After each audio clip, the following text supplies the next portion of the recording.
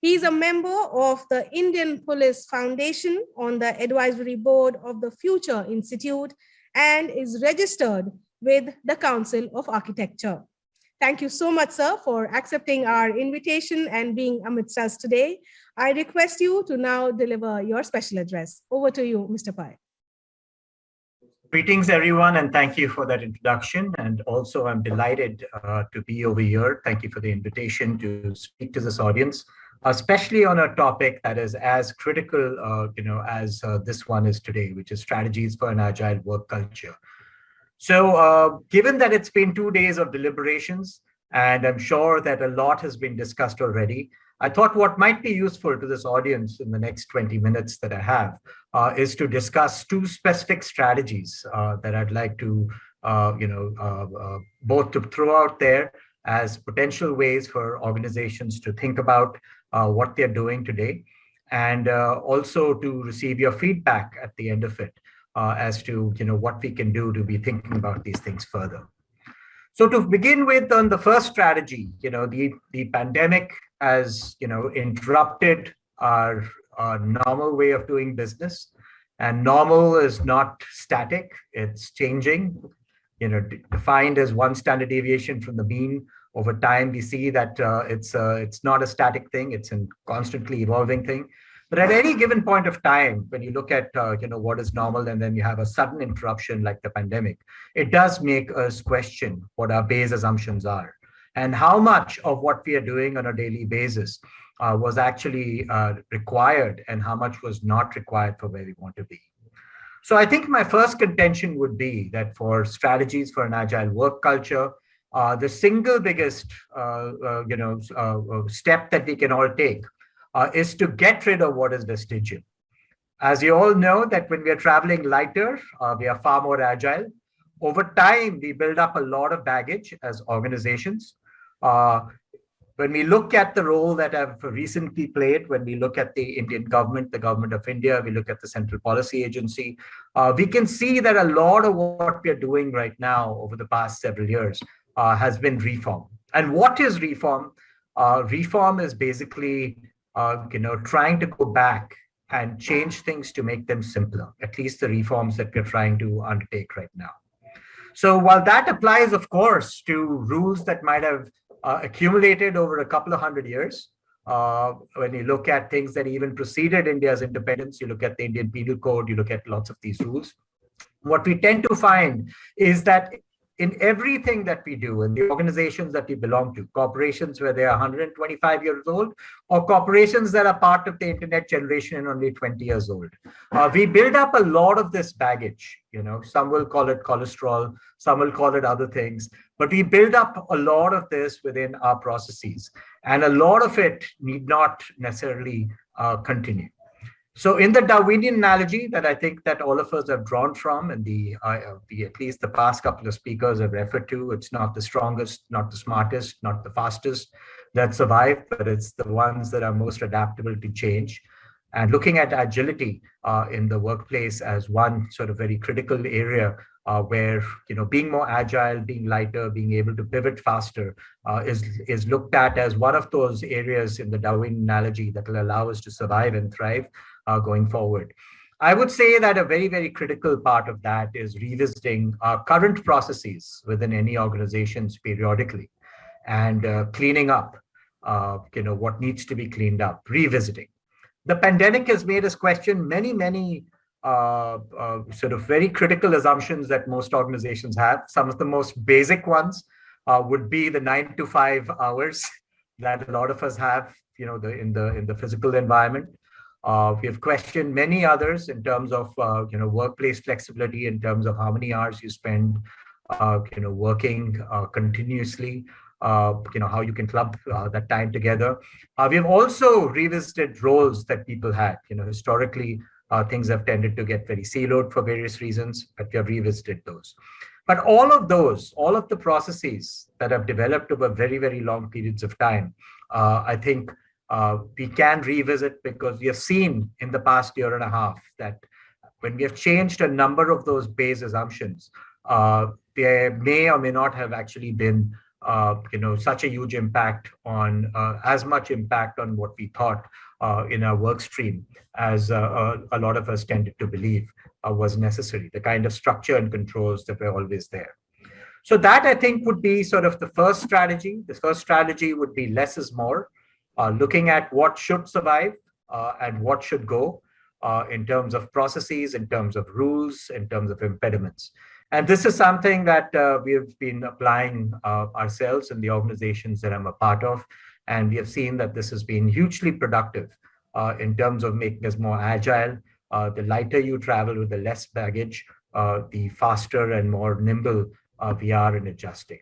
So I'm not sure whether this has been covered, but this is one area which is different from the regular, when you look at the sort of training and development. This is an area that we all tend to get new people in, onboard them, or even existing people, try and give them new skills, etc. But this is taking away a lot of the rules that we're trying to teach people. We're trying to simplify a lot of that. So that would be one particular strategy I wanted to highlight as an effective strategy to reduce rather than to increase, to revisit the rules of the game. The second, I think, which is also a key area that we tend to in organizations we become overly dependent on, is we define our sandbox as the organization itself. So we say that this is a corporation or an enterprise, whether it's a public enterprise, a private enterprise, a for-profit, a non-profit, whether it's government. And we say that the rules of that organization is where our sandbox begins and ends. And that's what we have to play with. Now, as the pandemic has taught us, that's probably not the only place where we have to begin. A lot of what happens and what enables that agile work culture is not what happens only at the workplace, but it's the enabling environment outside that workplace. So I think a lot of us have taken for granted the cities we live in, the rules of those cities, the hours of traffic, the controls that those cities have, whether everything, whether it's our sort of aircraft timings for takeoffs and landings, whether it's the trains, whether it's the bus service. And all I'm saying is that one of the things that this pandemic has also sort of got us to revisit is that those rules that have evolved in those urban local bodies, whether it's an urban area, whether it's a rural area, a lot of those rules that we have created are also outside of the organization, outside of the workplace, do impact the workplace.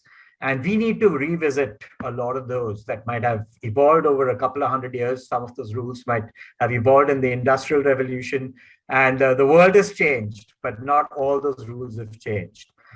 Is it really unsafe to have 24-hour open stores anymore, and restaurants and areas, or is it actually much safer today? So a lot of the landscape that we look at outside of the workplace is influencing agility in the workplace. The more open our societies are, the more flexible they are, and the more demands that our workplace makes from those societies, whether it's the third tier of government, which is the urban local bodies, whether it's the states, whether it's the center. It is time, I think, for the enterprises and the organizations within the enterprises to start seeing and revisiting the rules outside of that enterprise, not what you can change within the enterprise, but what can we change in the overall environment to make our work culture and our enterprises far more agile. So these are the sort of two broad areas that I've been spending some of my time focusing on from a policy perspective as the policy agency, the think tank, and the Agency for Fostering Cooperative Federalism for the Indian government. We spend our time on many of these matters. Well, of course, I'm speaking here in my personal behalf, on my own behalf, not for the organization. But these are areas that we are constantly visiting and paying very close attention to. One is at the enterprise itself or at the organization I'm part of as well, what we can change. The NITI Aayog itself is the National Institution for Transforming India, which is referring to that agility. It's referring to that change as an organization. So we're trying to bring a lot of that into the government, but also into the organization itself. It replaced an organization which was more set in the traditional way, the Planning Commission, which was more of the measured traditional kind of planning. And with that comes the new mandate comes our focus on ensuring that the new economy is far more agile, the new work culture is more agile, and we're trying to explore how that can be. The second area, which is outside of the workplace, what can change, is also a significant mandate for us. It's an area that we look at and see that in a world that is changing much faster, what can we do in terms of the organization, to the government, as well as to the overall environment, to make us more nimble and be able to adjust faster, rather than, as they call it, the iron frame of the system, about whether that should stay an iron frame or whether we can make that far, far more adaptable and move much faster. So those, I think, are the two sort of main points that I had in mind as two strategies for making the agile work culture a reality. One is internally in these enterprises. How do we affect how do we get rid of all the baggage that is unnecessary and revisit the core assumptions based on our visions, based on our destination? And the second is not to focus just on our own mandate internally. The landscape is much bigger. The authorities around the world, as cities compete with each other for talent in this new environment, as states compete with each other, and as countries compete with each other for attracting businesses and enterprises, it is up to the enterprises and the organizations that run them to reach out and ask for some of these flexibilities that will provide and help the organizations provide this far more agile work culture. With that, I will stop. Those are the sort of two broad messages at the end of two very, very long days. So I don't know if they've been touched upon already, but simple sort of strategies that we've been looking at and found fairly effective, and would love to get feedback from the other distinguished speakers, as well as the audience on those, as well as answer any questions anyone might have. Thank you so much for this opportunity to speak and communicate these two very, very simple strategies, and look forward to hearing some of the others. Thank you. Thank you so much, sir, for putting up the two most important aspects of an organization into very simple terms. If any distinguished personalities with us today wants to ask anything to sir, or if not, then I'll move on to the next session. Gautam sir, do you have any question for Mr. Pai? It has been a pleasure to meet in person, even though virtually, Dr. Paul, whose reputation I had heard across at least 3 continents. I will save the questions for a private occasion, because I do notice that we are running out of time, and we have some important speakers waiting in the flanks. Thank you, Dr. Paul, for favoring us with your presence and sharing your thoughts. The best is yet to come. This is only a part of the process. Thank you so much. Thank you. Thank you so much, Gautam sir. Ranjan sir, any closing remarks from your end? Oh, thank you, Dr. Pai. In fact, hearing in such a simple way was a great thing. I would just like to ask one question, if it is permitted. We are talking about these changes which is happening.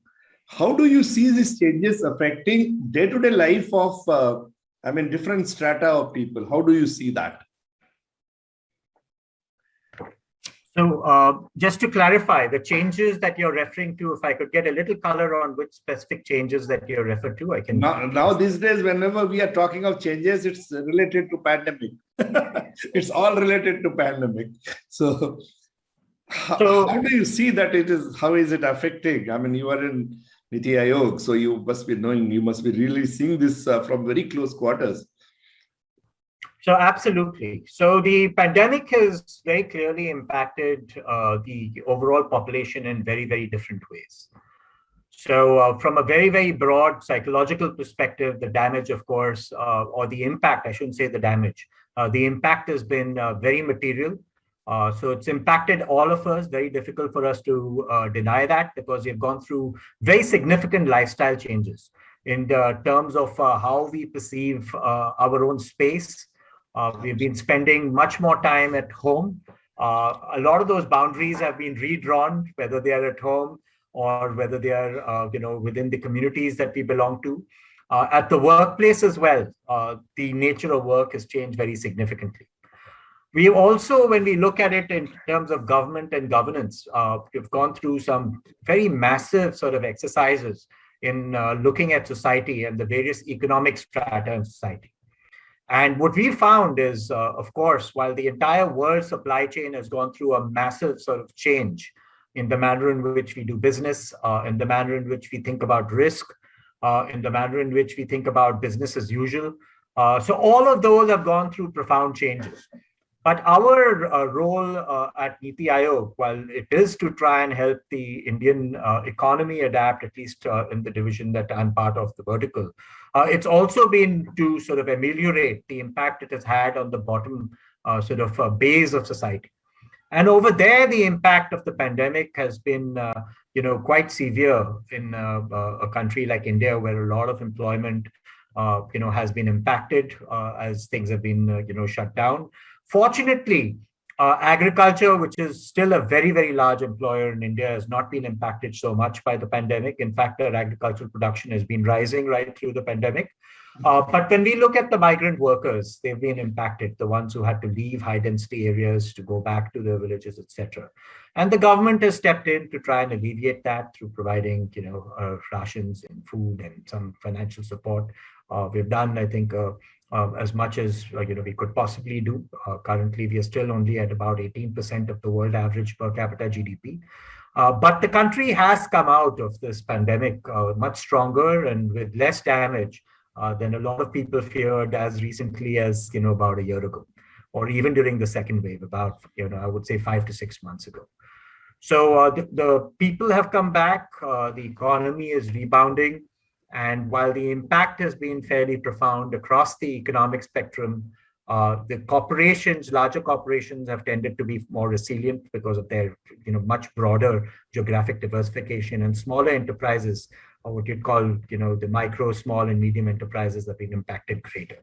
But agri, which is the base of the pyramid in India, has not been impacted very much. So it's been fairly resilient. I hope that addresses the question that was asked. Absolutely, absolutely. I think this is what I was looking forward to. Thank you very much. Thank you so much, Ranjan sir, and thank you, Mr. Pai, for being patient with us and answering the questions as well. Thank you so much for being with us today.